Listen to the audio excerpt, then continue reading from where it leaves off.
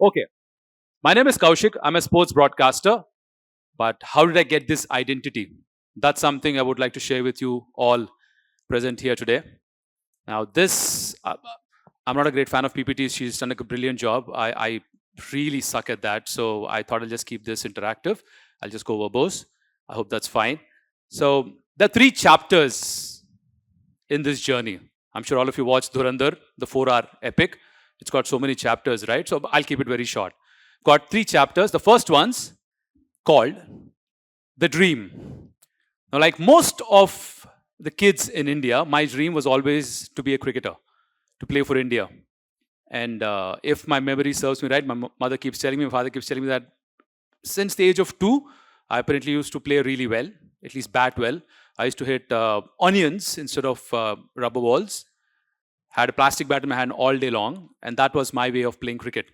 Now, as I grew a little more, there's one interesting incident I'd like to share with you. So, ours was a nuclear family, just me, my brother, father and mother. My brother was not born yet, and was probably 2.5 years old. So my mom used to do this. Whenever she had some chores to do, she has to probably go get something from the general stores. She used to, hand me over to one of the owners of a general store, saying, "Look after this kid, sweet fellow. He'll not do anything, not do any harm. Give him a toffee if you can, and he's going to sit here." And she did that. She went, did her work, came back, forgot about the kid, and sitting in the general stores. And then my father comes back from his office. He used to work in Indian Overseas Bank at that point of time.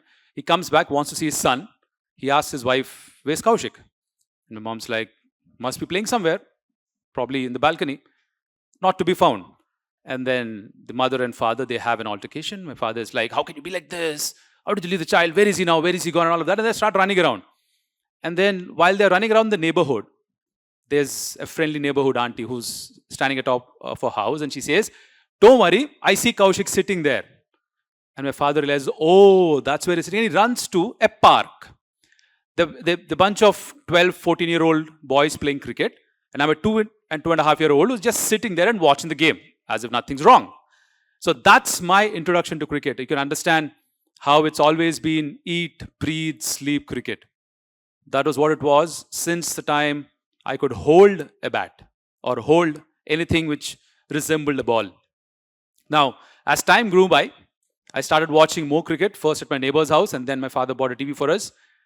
Watch cricket from any time, read about cricket once I got to school and started reading, and then talk about cricket to my father, to all my friends, and then listen to experts talk about cricket all the time.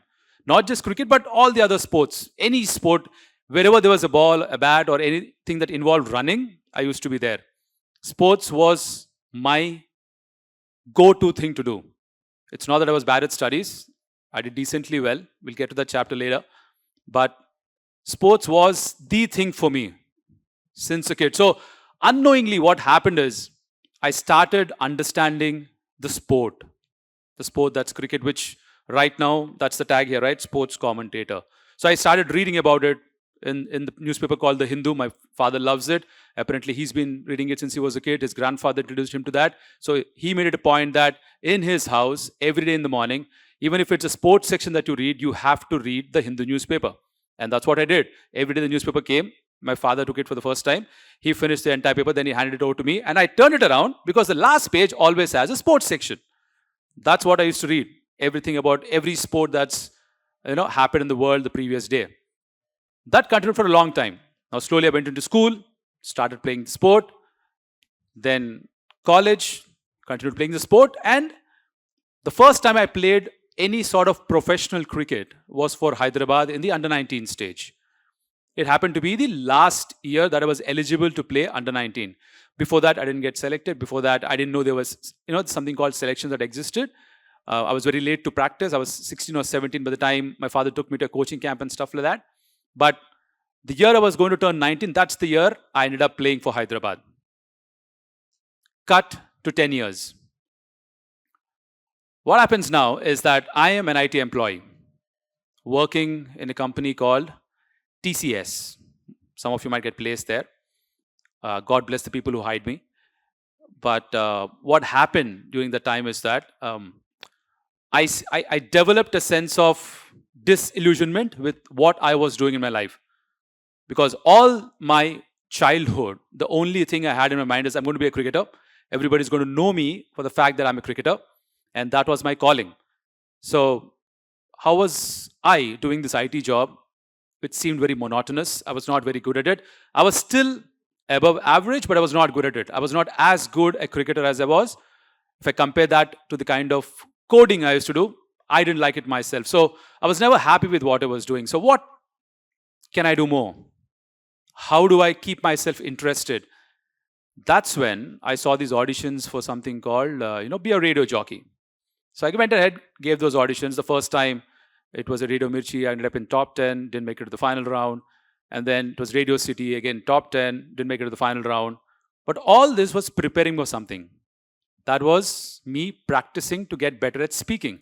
Now, this could be, when I'm going to say this, you'll probably think this guy is just making jokes, but I was not a confident speaker when I was a kid, because all I was good at is in the ground. I didn't have to go give any elocution competitions because I always was in the sports competitions, always winning medals in sports competitions. So that was my calling. Anybody who knew Kaushik knew for the fact that either he's playing cricket, football, basketball, volleyball, or is running around. So that was my calling. So no elocutions for me. Only essay writing competition because I don't have to speak. I never danced during cultural competitions because I was extremely shy. I didn't know how to address people. I grew up with that inferiority complex, if I may say so. Now, like I said, cut to 10 years later, after playing for Hyderabad under 19, this is the second chapter, by the way, the dreams squashed. That's the title. Sorry, I forgot that. I end up giving an audition at a place called Rainbow FM. The frequency is 101.9. Now, at that point of time, that was the only channel which used to broadcast music in Telugu, Hindi, and English. None of the other channels had the rights to, put English songs on air or Hindi songs on air at that point of time. Some people chose not to put out Hindi songs on air. Now, I used to do a show which was technically once a week, either on a Monday, Tuesday, Wednesday, Thursday, or a Friday. Could only be once a week. But because I was over-enthusiastic, my program executive, Ms. Vasumati ma'am, she kept asking me, do you want to do another show? Do you want to do another show? Now, this is the time when you're supposed to ask me, didn't you say you were actually doing a job in TCS? I was. Here's the secret. Nobody knew about it. I was moonlighting. I didn't tell a single soul in TCS I was a part-time RJ. Why did I do that? One, because for me to get through Monday to Friday and still be sane and not kill somebody, I needed a creative outlet. And for me, that was being a part-time radio jockey. My fear was if I let somebody know, TCS being TCS, they wouldn't have let me do the job. It's moonlighting. You typically cannot have another job while you're working in TCS. Now they can't do anything because frankly, I'm not in the IT industry anymore and I don't think I'll go back to TCS. So I'm okay saying this out loud. But except for 2 or 3 people who were really close to me, nobody knew I was doing this show. So 9 a.m. to 12 p.m., the first 3 hours in a day, 2 or 3 days in a week, for 5 to 6 years, I was doing a radio show.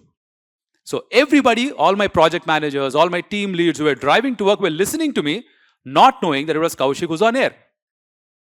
That continued for a long time. So what did I tell my team leads? Again, I'm not subscribing this, and I'm not endorsing this. Do it at your own risk. I said, do it if you're really passionate about anything. I used to say that because of all the cricket I've played, I have a back issue. I need to go to the physiotherapist. That was on a Monday. On a Wednesday, my mum needed to be taken to the physiotherapist. On a Friday, it was my dad's turn. I had to lie because there was no other way that I could go do that particular job. Now, what did lying teach me there? Nothing. To not lie. But what radio jockey taught me was the fact that I understood how to communicate to a mic. I understood how to reach out to the other side of the person who's listening to me over a radio and make that person feel that I'm talking solely to that person. Right now, if you've noticed so far, I haven't addressed you all, y'all. I don't tend to do that. Because in radio, the first thing that was taught to us is it's a one-to-one communication. So when I speak on radio, I always ensured I was speaking to only one person. So I would only speak to Amit. Amit thought he's the center of my world. And that's how I used to make him or anybody else who was listening to the radio show feel. That's one skill I developed over the 5-6 years of my job or my part-time job as a radio jockey. Cut 5 years later. And before that, let me wrap up the first chapter, the dream. Well, I played under 19s for Hyderabad, but that's the highest level of professional cricket I played. Because after that season, I had an elbow injury, which went undiagnosed. None of the sports doctors I met at that point of time could figure out what was wrong with me, and that was the end of my career. Now, that was one part of it. The other part is engineering happened, and you guys know what happens in engineering. None of the lecturers readily agreed to give me credits, at least attendance, for not attending the practicals. I had to choose between playing a cricket match, which again happened on weekdays, or be part of the thermodynamics lab. Mechanical engineer, so which is why I'm saying thermodynamics lab. And I had to keep juggling. I couldn't do that. I partly blame my father for this because he was the one who made me take an MPC form instead of an MEC form while I was getting into LFJC Junior College in Uppal. From home all the way till the college, the discussion was, okay, I'm going to take an MEC. I'll probably do a BCom or do a foundation course and become a chartered accountant like my father. Right at the time of taking the form, my dad says, you know what? You can take an MPC and still be a chartered accountant, and life changed forever. That's probably one key reason why I'm here, right? Because if I hadn't done engineering, if I hadn't gotten into Satyam and then into TCS, I probably wouldn't have got vexed with what I was doing and tried look for an outlet to figure out how I can make myself happy, and then the radio thing happened. So the first chapter ends with the fact that I couldn't play beyond the under 19 level for Hyderabad. That's the best or highest level of professional cricket I've played. Now, cut to 5 years. This is 5 years after me joining and being a radio jockey for 6 years. This is 2018 when Star Sports acquired the rights for IPL. And that was the first time that Star Sports decided that they would be broadcasting IPL in all the regional languages as well. In addition to the Hindi and English, they wanted to broadcast it in Tamil, Telugu, and Kannada to start off. So they started looking for people who could speak about sport and, more importantly, speak in Telugu. Serendipity, one of my colleagues at Rainbow FM, he knew somebody at Star Sports who was scouting for people who could do this job. And then my friend referred me, I gave the audition, and then I ended up going and doing the IPL in 2018. Now, this is the point we're supposed to ask me, okay, you didn't tell us anything about what happened in TCS, and what were you doing at that point of time? Were you still moonlighting? No. I joined a company called NCR by then. Now, if you've ever withdrawn cash from an ATM, you've probably seen an NCR machine. That's what they primarily do. There are a lot of other things that they do. But I joined NCR for 3 years before the first IPL gig happened. The HR there is still a very dear friend of mine, Vishnu. He constantly had this habit.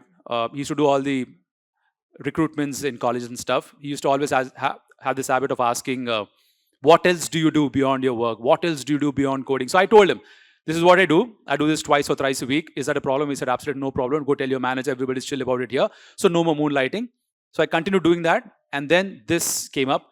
And when this happened, I again had to go back to the HR, go back to my leads and tell them, you know what? I'm getting this opportunity to be a sports broadcaster. Very few people get this chance. And probably I'm one of the first in Telangana and Andhra. Were we still united then? No, I think we got divided by then. Telangana and Andhra, that I'll probably be one of the first 10 people to do this. Can I give it a shot? They said, go ahead.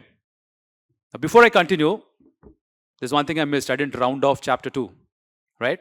Chapter 2, where did I stop? I stopped at the fact that I was doing this radio jockey thing.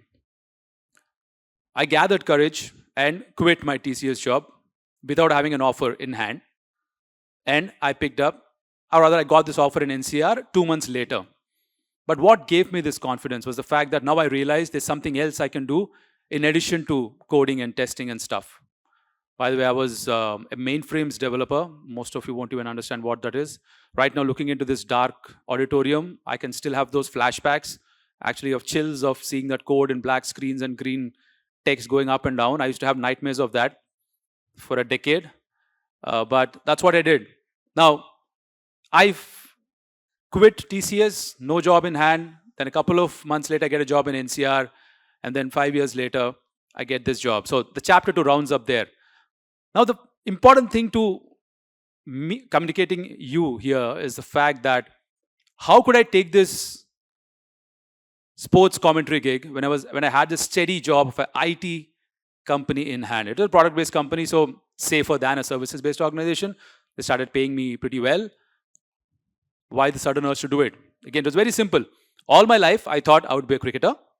And typically what cricketers do after having a career is that they retire and they become sports broadcasters.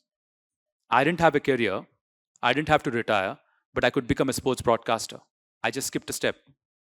It's like how we get double promotion in school. I thought it was my double promotion where I directly get to be a sports broadcaster. Of course, it was not easy to convince everybody around me because only fool would do something like this. Take a leap of faith where you have a high-paying job in IT and you're willing to give that up. By the way, I was not giving it up straight away because in 2018, we did not have a full-time gig as a sports broadcaster. I had to do 4 weeks of commentary, 2 weeks in the first instance, and a break of 3 weeks, and then again 2 weeks later. I somehow managed, I was a scrum master at that point of time, and I somehow managed to do my calls, my stand-ups, all the retro meetings, everything else online. I had a great team who supported me. And then in 2019, when Star Sports wanted to launch a channel, they came back and offered me saying, would you like to come join us full-time? Of course, not on their roles, but as a freelancer. And I jumped at the opportunity. Like I said, everybody else around me thought I've lost my bearings because that's what any sane person would think. Who would give up a high-paying IT cushy job to go do something like a sports broadcasting? Nobody's ever had a career in this, let alone in a Telugu-speaking channel. But I did that job, did take the risk. The only comfort I had while taking the risk is the fact that I knew if I didn't have that job, the sports broadcasting job a couple of months later, I could always go back to my Scrum Master gig. I could always go back to my IT because I had 14, 15 years of experience in IT by then. That's the confidence that the IT job gave me. I didn't like it. I was not the best at it. I was a good Scrum Master by the end of it, but I never liked the coding and testing aspect of the IT job. But I still managed to become a very good Scrum Master. So I always knew I could go back and do the job if push comes to shove. That's what I told my parents. That's how I convinced them. And that's how I went and took the gig. And that's how some of the commentary pieces you heard happened. I say some of them because unfortunately, fortunately, what happens right now is anything that goes viral, people attribute it to me. No, it's not me all the time. There are others who do it as well. There are others commentary which is extremely viral. But there are some pieces of my commentary which have gone extremely viral. That's kind of become my bedrock. Finally, I've used your bedrock. That has become my bedrock because that's become my foundation. Everybody identifies me with a couple of lines I used in commentary. Forgive me for breaking into Telugu. One is when Virat Kohli scored a century after 3 long years.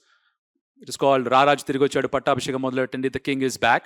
That was one line. Yeah, wherever I go, that's become my identity now, unfortunately. I take pride in the fact that I keep mixing stock market into commentary. I bring trigonometry into commentary. I say sine theta, cos theta, and all of that, and nobody gives two hoots about it. Like, we don't care. Give us Pattabhishekam. I'm like, guys, there's more to me than that, but that's my calling right now. Now, while I'm doing this right now, and I hope to do this for as long as I possibly can, one thing you need to understand is how did I reach here? What was the bedrock? The bedrock was the years and years and years of learning the game of cricket. Now, you're doing a few years here, whatever course you've chosen. Before that, you've done 10 years in schooling, 2 years in your inter, and this 4. So it takes you a good 16 years to get a degree in your hand. On top of that, you again work and then get an experience. I unknowingly, since the age of 2, have been garnering experience about the sport of cricket and sport in general, the lessons it teaches us. That was the bedrock. That was the foundation on which the sports commentator is standing in front of you. So it's not happened overnight. People think this happens overnight. No, it doesn't happen overnight. Consistency is what beats everything hands down. Hard work beats talent for breakfast, lunch, and dinner. Remember that your foundations have to be extremely strong, and that's the only way you can go beyond what your capabilities are.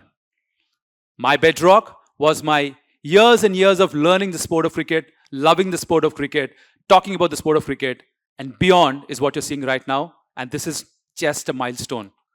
What I intend to do by the time I have my last breath on this planet, I have no clue. But I wish you all the very best. I hope your bedrock is as solid as it can be, because that's the only way you can have sky high buildings. Good luck. Thank you.